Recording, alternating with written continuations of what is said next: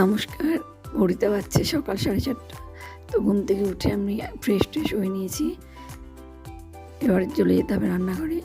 যেহেতু সকাল সকাল ওর বাবা বেরিয়ে যায়, তাই আমাকে একদম সকাল সকাল রান্নাঘরে ঢুকে সব কিছু কমপ্লিট করতে হয়। আর এটা আগের দিন রাত্রেবেলায় কেটে রেখেছিলাম। মোচা নিয়ে এসেছিলো ফেরার সময়, তো সেটা আগের দিন রাতেই কেটে নিয়েছিলাম। কেটে রেখে একদম ধুয়ে পরিষ্কার করে রেখেছিলাম, কারণ সকালবেলা উঠে মোচা কেটে তারপর রান্না করা সম্ভব না। আর এদিকে এই মোচা নিয়ে বসলি দুই ভাই বোন বসে পড়বে মোচা কাটার জন্য।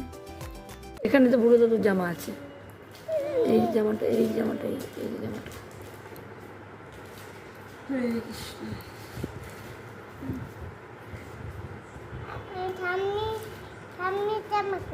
ঠাম্মির জামা নেই, শুধু বুড়ো দাদু থাকে। এই যে বুড়ো দাদু বের করো, জামাটা বের করো এবার।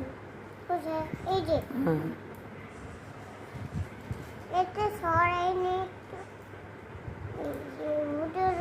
জামা। আর এই যে কালকে কেটে রাখা মোচাগুলো লবণ আর হলুদ দিয়ে রেখেছিলাম, সেই জন্য একদমই কালো হয়নি।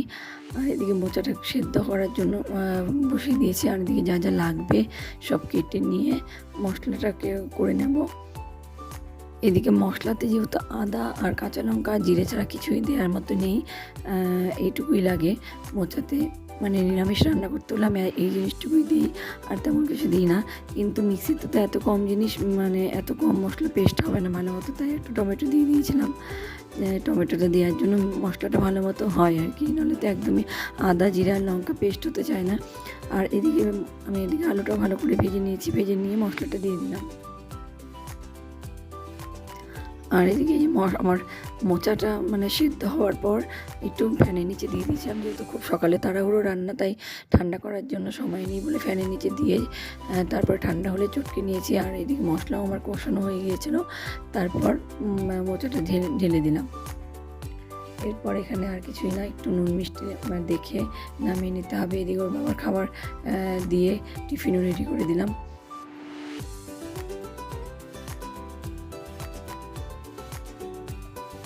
ব্যাস 8:35 বাজতে চললো, আমার রান্নাবান্না কমপ্লিট। মানে ওর বাবাকে দিয়ে দিলাম আর কি, যা ওর বাবা নিয়ে যাবে সেগুলো দিয়ে দিলাম।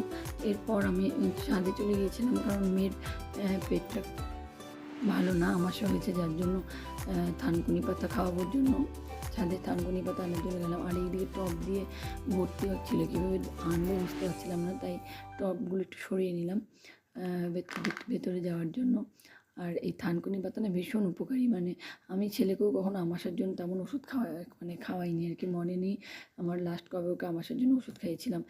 একটু আমাশা দেখলে পরেই আমি যখনই বুঝি যে আমাশা হয়েছে, আমি ছেলেকে কি মেয়েকে কি এই থানকুনি পাতার রস খাইয়ে দিই। এটা এত উপকারী একটা পাতা যে কী বলবো।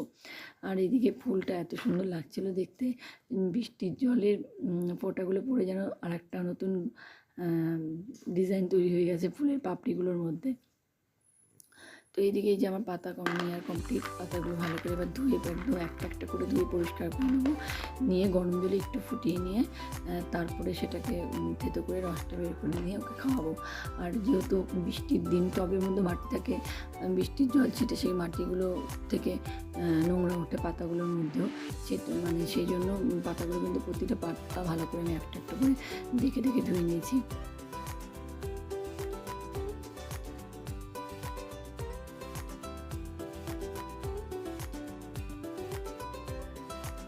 এই হামানদিস্তার মধ্যে রস করে নিলাম, রসটা করে নিয়ে ছেঁকে নিয়েছি। কি করেছিস বল? সিঁদুর কোত্থেকে পেয়েছিস? ঠাম্মির ঘর থেকে। ছি ছি ছি।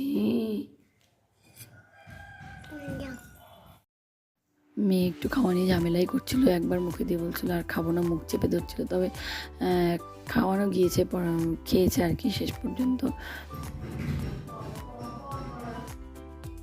তারপরে সমস্ত কিছু কমপ্লিট করে ওদের খাওয়া দাওয়া কমপ্লিট করে নিজেও খেয়ে নিলাম। আর এদিকে এই যে মর্নিং সিঙ্গার নিয়ে এসেছেন, ওকে এখন সাজিয়ে দিতে হবে, টিপ পরিয়ে দিতে হবে, কানে পরিয়ে দিতে হবে, এই সিঙ্গার দিয়ে কানে নাকের এই সব করতে থাকে সারাদিন ধরে। মাথাটা করলে হয় নাকি?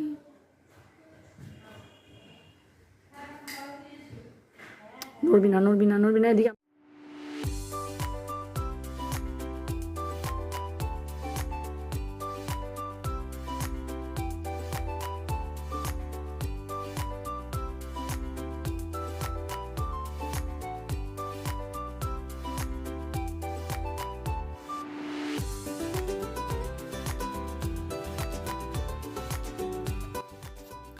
এরপর আমরা সন্ধ্যাবেলা আমাদের একটা জন্মদিনের নেমন্তন্ন ছিল, সেখানে গিয়েছিলাম। তো এই যে আমি এদিকে রেডি হয়ে গেছি, মেয়েকেও রেডি করে দিয়েছি, ছেলেও রেডি হয়ে গেছে ব্যাস।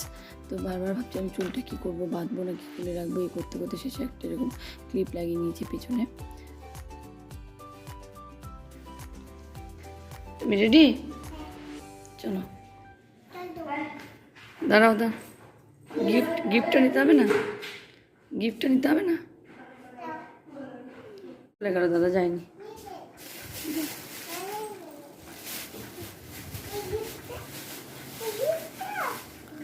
আজকের ভিডিওটা এখানেই শেষ করছি, দেখা হচ্ছে নেক্সট ভিডিওতে।